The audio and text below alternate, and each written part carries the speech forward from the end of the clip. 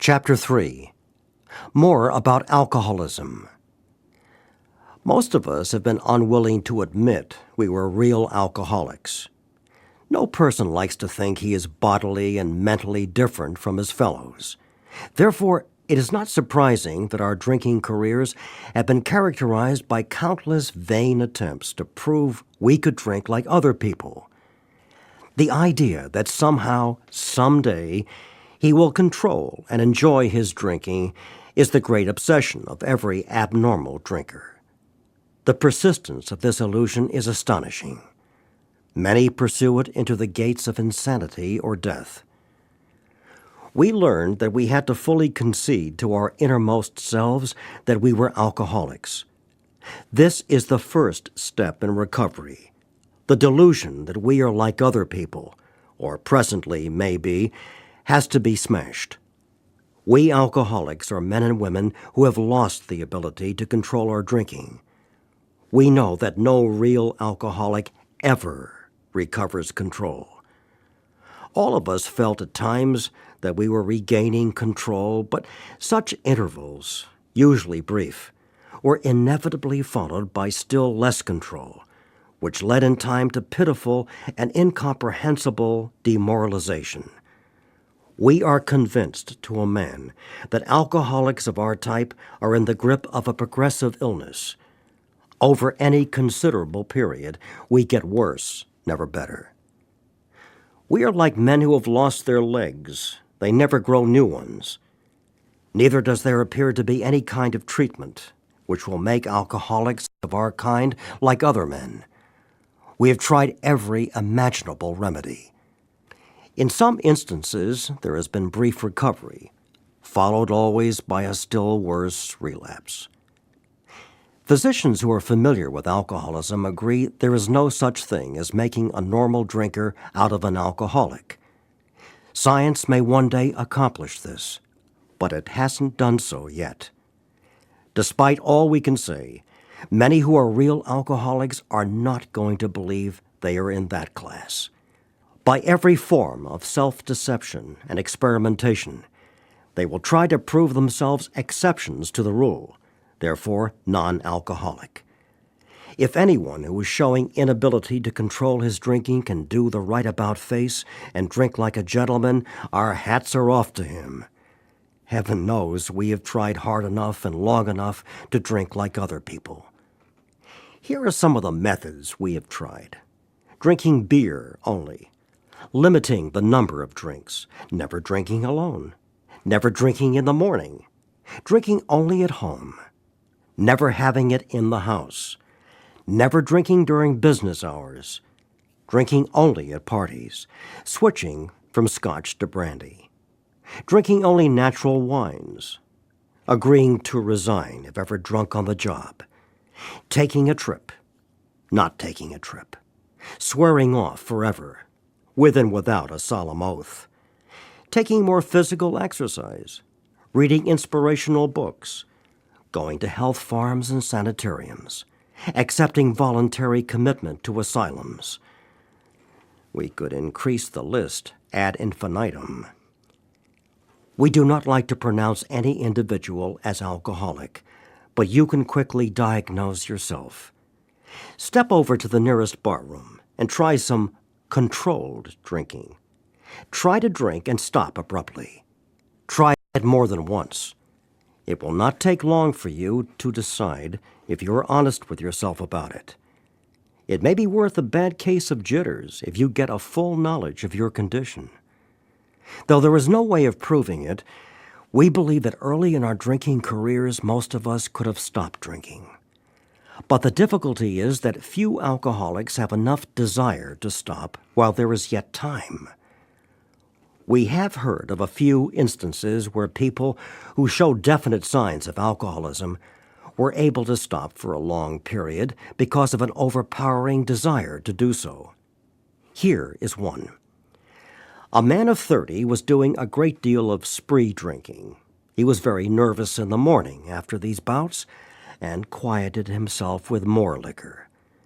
He was ambitious to succeed in business, but saw that he would get nowhere if he drank at all. Once he started, He had no control whatever. He made up his mind that until he had been successful in business and had retired, he would not touch another drop. An exceptional man, he remained bone dry for 25 years and retired at the age of 55 after a successful and happy business career. Then he fell victim to a belief which practically every alcoholic has, that his long period of sobriety and self-discipline had qualified him to drink as other men. Out came his carpet slippers and a bottle. In 2 months, he was in a hospital, puzzled and humiliated. He tried to regulate his drinking for a while, making several trips to the hospital meantime. Then, gathering all his forces, he attempted to stop altogether and found he could not. Every means of solving his problem which money could buy was at his disposal. Every attempt failed. Though a robust man at retirement, he went to pieces quickly and was dead within 4 years. This case contains a powerful lesson.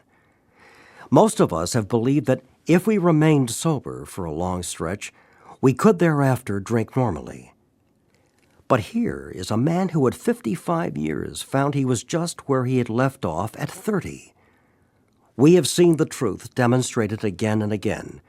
Once an alcoholic, always an alcoholic. Commencing to drink after a period of sobriety, we are in a short time as bad as ever. If we are planning to stop drinking, there must be no reservation of any kind, nor any lurking notion that someday we will be immune to alcohol. Young people may be encouraged by this man's experience to think that they can stop as he did on their own willpower. We doubt if many of them can do it, because none will really want to stop, and hardly one of them, because of the peculiar mental twist already acquired, will find he can win out. Several of our crowd, men of 30 or less, had been drinking only a few years, but they found themselves as helpless as those who had been drinking 20 years. To be gravely affected, one does not necessarily have to drink a long time, nor take the quantity some of us have. This is particularly true of women. Potential female alcoholics often turn into the real thing and are gone beyond recall in a few years. Certain drinkers, who would be greatly insulted if called alcoholics, are astonished at their inability to stop. We who are familiar with the symptoms see large numbers of potential alcoholics among young people everywhere. But try and get them to see it. A footnote indicates that this was true when this book was first published. But a 1998 U.S.-Canada membership survey showed about 1/5 of AAs were 30 and under. As we look back, we feel we had gone on drinking many years beyond the point where we could quit on our willpower. If anyone questions whether he has entered this dangerous area, let him try leaving liquor alone for 1 year.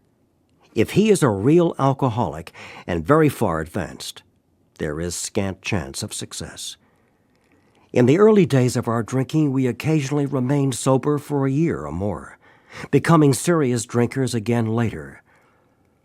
Though you may be able to stop for a considerable period, you may yet be a potential alcoholic.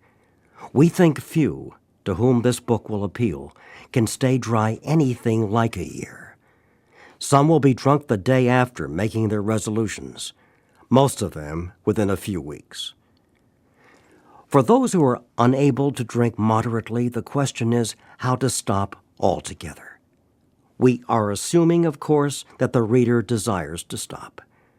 Whether such a person can quit upon a non-spiritual basis depends upon the extent to which he has already lost the power to choose whether he will drink or not. Many of us felt that we had plenty of character. There was a tremendous urge to cease forever. Yet we found it impossible.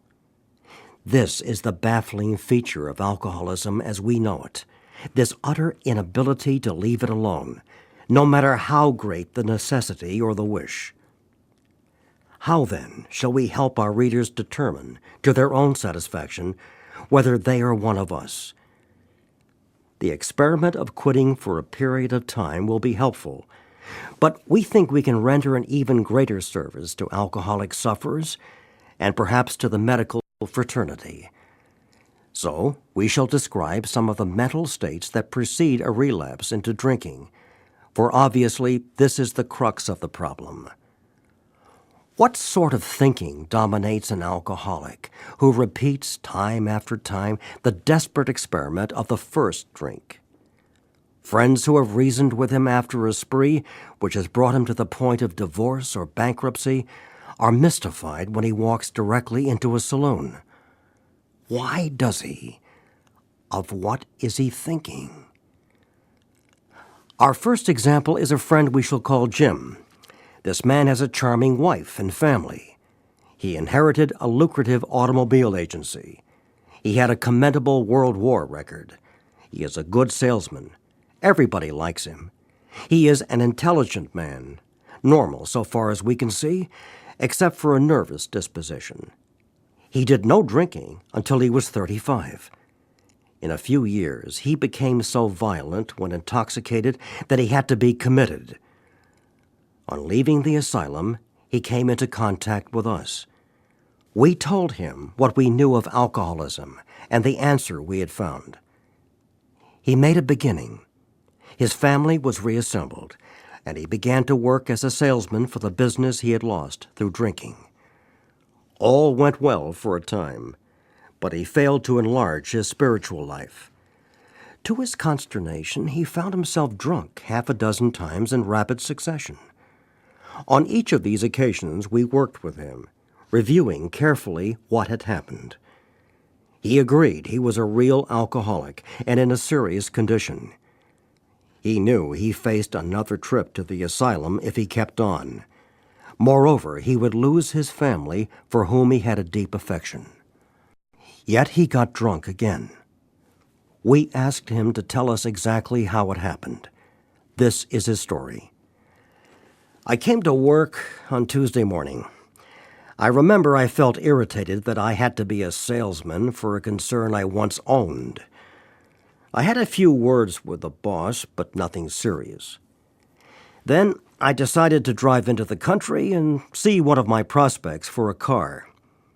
On the way, I felt hungry, so I stopped at a roadside place where they have a bar. I had no intention of drinking. I just thought I would get a sandwich. I also had the notion that I might find a customer for a car at this place, which was familiar, for I had been going to it for years. I had eaten there many times during the months I was sober. I sat down at a table and ordered a sandwich and a glass of milk. Still no thought of drinking. I ordered another sandwich and decided to have another glass of milk. Suddenly, the thought crossed my mind that if I were to put an ounce of whiskey in my milk, it couldn't hurt me on a full stomach.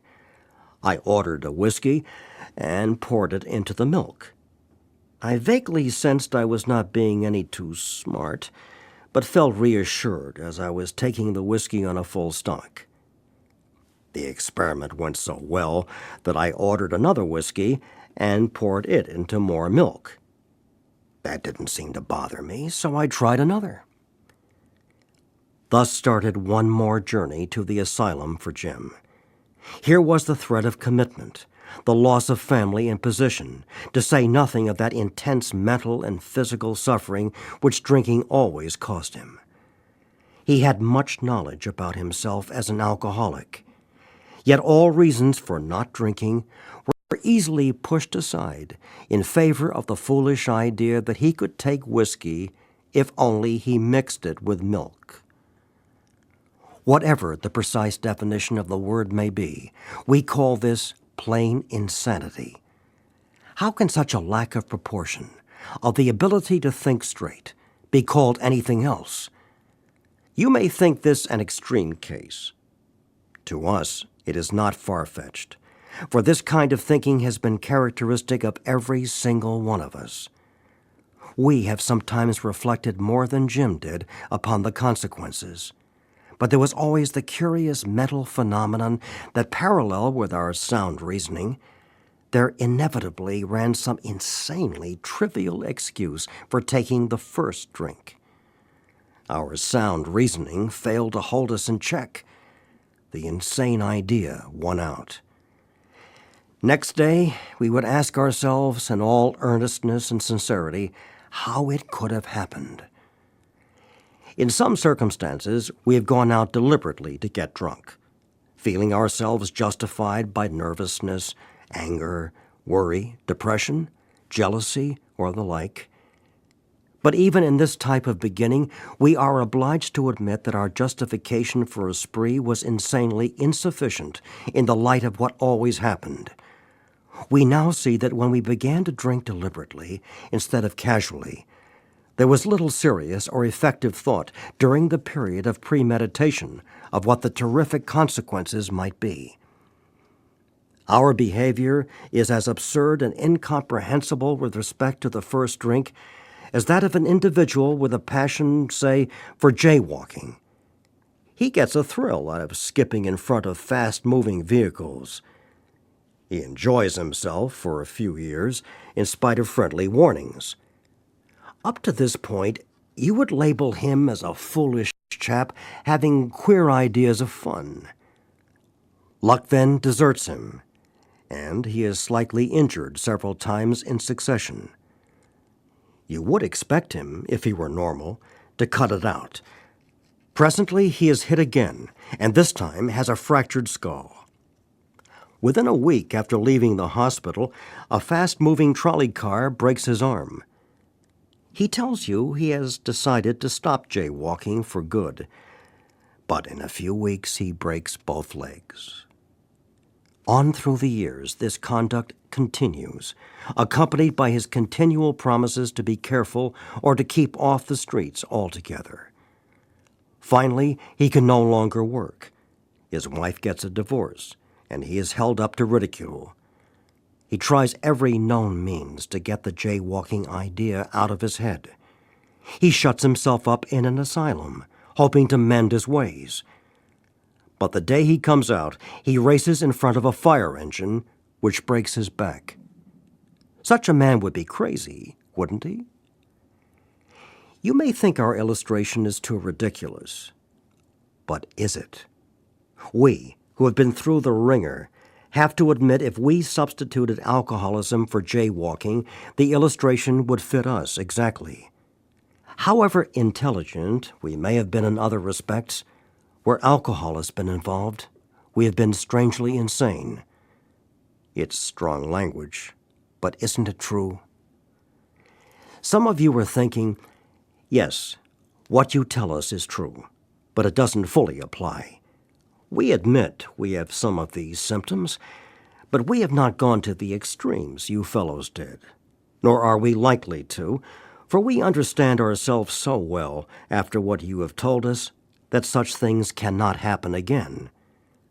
We have not lost everything in life through drinking, and we certainly do not intend to.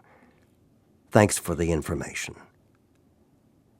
That may be true of certain non-alcoholic people who, though drinking foolishly and heavily at the present time, are able to stop or moderate, because their brains and bodies have not been damaged as ours were. But the actual or potential alcoholic, with hardly an exception, will be absolutely unable to stop drinking on the basis of self-knowledge. This is a point we wish to emphasize and re-emphasize, to smash home upon our alcoholic readers as it has been revealed to us out of bitter experience. Let us take another illustration. Fred is a partner in a well-known accounting firm. His income is good, he has a fine home, is happily married, and the father of promising children of college age. He has so attractive a personality that he makes friends with everyone. If ever there was a successful businessman, it is Fred. To all appearance, he is a stable, well-balanced individual. Yet, he is alcoholic. We first saw Fred about a year ago in a hospital where he had gone to recover from a bad case of jitters. It was his first experience of this kind, and he was much ashamed of it. Far from admitting he was an alcoholic, he told himself he came to the hospital to rest his nerves. The doctor intimated strongly that he might be worse than he realized. For a few days he was depressed about his condition. He made up his mind to quit drinking altogether. It never occurred to him that perhaps he could not do so, in spite of his character and standing. Fred would not believe himself an alcoholic, much less accept a spiritual remedy for his problem. We told him what we knew about alcoholism. He was interested and conceded that he had some of the symptoms, but he was a long way from admitting that he could do nothing about it himself. He was positive that this humiliating experience, plus the knowledge he had acquired, would keep him sober the rest of his life. Self-knowledge would fix it. We heard no more of Fred for a while. One day, we were told that he was back in the hospital. This time, he was quite shaky. He soon indicated he was anxious to see us. The story he told is most instructive, for here was a chap absolutely convinced he had to stop drinking, who had no excuse for drinking, who exhibited splendid judgment and determination in all his other concerns, yet was flat on his back nevertheless. Let him tell you about it. I was much impressed with what you fellows said about alcoholism, and I frankly did not believe it would be possible for me to drink again. I rather appreciated your ideas about the subtle insanity which precedes the first drink. But I was confident it could not happen to me after what I had learned. I reasoned I was not so far advanced as most of you fellows, that I had been usually successful in licking my other personal problems, and that I would therefore be successful where you men failed.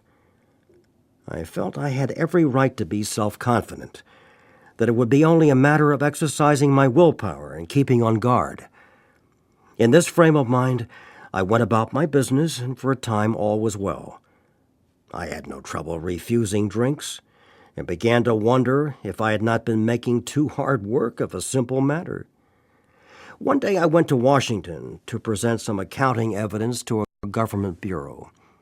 I had been out of town before during this particular dry spell, so there was nothing new about that. Physically, I felt fine. Neither did I have any pressing problems or worries. My business came off well. I was pleased and knew my partners would be too. It was the end of a perfect day, not a cloud on the horizon.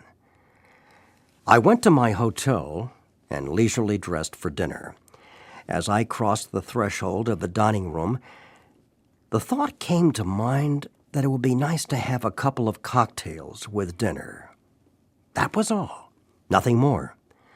I ordered a cocktail and my meal.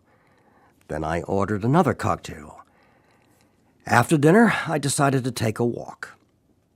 When I returned to the hotel, it struck me a highball would be fine before going to bed, so I stepped into the bar and had one. I remember having several more that night and plenty next morning. I have a shadowy recollection of being in an airplane bound for New York and of finding a friendly taxicab driver at the landing field instead of my wife. The driver escorted me about for several days. I know little of where I went or what I said and did. Then came the hospital with unbearable mental and physical suffering. As soon as I regained my ability to think, I went carefully over that evening in Washington. Not only had I been off guard, I had made no fight whatever against the first drink. This time, I had not thought of the consequences at all. I had commenced to drink as carelessly as though the cocktails were ginger ale. I now remembered what my alcoholic friends had told me, how they prophesied that if I had an alcoholic mind, the time and place would come. I would drink again. They had said that though I did raise a defense, It would one day give way before some trivial reason for having a drink. Well, just that did happen, and more. For what I had learned of alcoholism did not occur to me at all. I knew from that moment that I had an alcoholic mind. I saw that willpower and self-knowledge would not help in those strange mental blank spots. I had never been able to understand people who said that a problem had them hopelessly defeated. I knew then. It was a crushing blow. 2 of the members of Alcoholics Anonymous came to see me. They grinned, which I didn't like so much, and then asked me if I thought myself alcoholic, and if I were really licked this time. I had to concede both propositions. They piled on me heaps of evidence to the effect that an alcoholic mentality, such as I had exhibited in Washington, was a hopeless condition. They cited cases out of their own experience by the dozen. This process snuffed out the last flicker of conviction that I could do the job myself. Then they outlined the spiritual answer and program of action, which 100 of them had followed successfully. Though I had been only a nominal churchman, their proposals were not intellectually hard to swallow. But the program of action, though entirely sensible, was pretty drastic. It meant I would have to throw several lifelong conceptions out of the window. That was not easy. But the moment I made up my mind to go through with the process, I had the curious feeling that my alcoholic condition was relieved, as in fact it proved to be. Quite as important was the discovery that spiritual principles would solve all my problems. I have since been brought into a way of living infinitely more satisfying, and, I hope, more useful than the life I lived before. My old manner of life was by no means a bad one, but I would not exchange its best moments for the worst I have now. I would not go back to it even if I could. Fred's story speaks for itself. We hope it strikes home to thousands like him. He had felt only the first nip of the ringer. Most alcoholics have to be pretty badly mangled before they really commence to solve their problems. Many doctors and psychiatrists agree with our conclusions. One of these men, staff member of a world-renowned hospital, recently made this statement to some of us. What you say about the general hopelessness of the average alcoholic's plight is, in my opinion, correct. As to 2 of you men, whose stories I have heard, there is no doubt in my mind that you are 100% hopeless, apart from divine help. Had you offered yourselves as patients at this hospital, I would not have taken you if I had been able to avoid it. People like you are too heartbreaking. Though not a religious person, I have profound respect for the spiritual approach in such cases as yours. For most cases, there is virtually no other solution. Once more, the alcoholic at certain times has no effective mental defense against the first drink. Except in a few rare cases, neither he nor any other human being can provide such a defense. His defense must come from a higher power.